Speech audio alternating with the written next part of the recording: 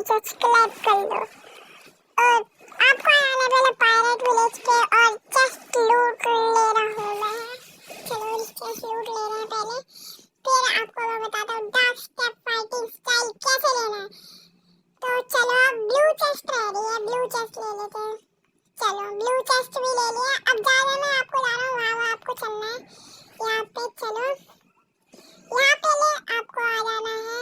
ये जो वहाँ पे आपको सामने दीवार दिख रही है उसके साइड में छोटा सा वो दिख रहा होगा, गेट सा बना हुआ है, अलग ही कलर का, कलर डिफरेंस है। इसके अंदर आपको आना है। इसके अंदर मिलेगा आपको डार्क स्टेप टीचर। ये इससे आपको टॉप करना है। ये आपको डार्क स्टेप देगा फाइटिंग स्टाइल, वो भी 1,50,000 में। आपको ये ले लेना है। अब मैं आपको बताता हूँ अब इसको टेस्टिंग करके मैं बताता हूँ आपको। चलो टेस्टिंग करके यहीं पे कर लेते क्योंकि मेरा आइलैंड बहुत दूर है भाई, यहाँ से 700 से ऊपर मीटर दूर है। चलो इसको मार देते हैं।